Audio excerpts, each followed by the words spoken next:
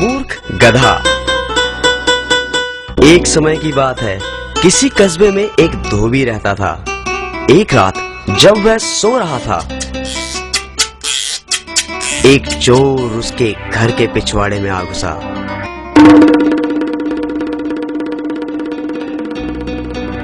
धोबी का एक कुत्ता और एक गधा वहां एक खूंटे के साथ बंधे हुए थे। चोर को देखकर गधा कुत्ते से बोला, कुत्ते भाई, देखो चोर घर में घुस आया है और तुम भौंक नहीं रहे हो। क्या ये तुम्हारा फर्ज नहीं कि तुम भौंक कर मालिक को जगाओ? यदि तुम ऐसा नहीं करोगे तो चोर चुपचाप चोरी करके यहाँ से रफू चक्कर हो जाएगा।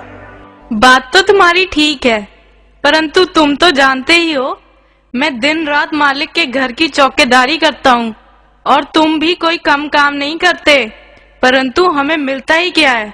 हमें ढंग से पूरा भोजन तक नहीं दिया जाता।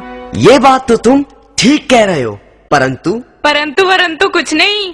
मैंने तो सोच लिया है, मैं आज नहीं भौंकूंगा। मालिक को जब तक हानि नहीं होगी तब तक वो मेरी कदर नहीं करेगा। देखो, ऐसे आड़े वक्त में ऐसी बात सोचना गलत है। मुसीबत के समय अपनी मांग रखना उचित नहीं। मैं उचित अनुचित कुछ नहीं जानता। मैंने तो जो कह दिया सो कह दिया। ऐसे मालिक का भी क्या करना जो अपने काम से ही काम रखे, लेकिन हमारा ध्यान बिल्कुल ना करे। गधे को गुस्सा आ गया। ओए मतलब परस्त, तू अपने फर्ज में कोताही कर सकता है, परंतु मैं तेरी तरह कमीना नहीं। लगता है मुझे ही कुछ करना पड़ेगा। और गधा जोर जोर से रैंकने लगा।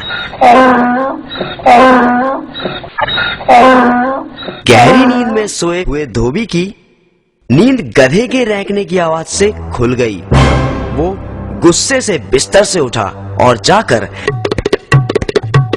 लाठी से गधे को जोर जोर से पीटने लगा।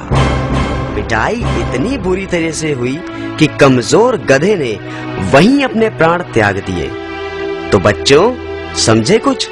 इसीलिए तो कहते हैं, अपने काम से काम रखो, दूसरे के काम में टांग ना अड़ाओ।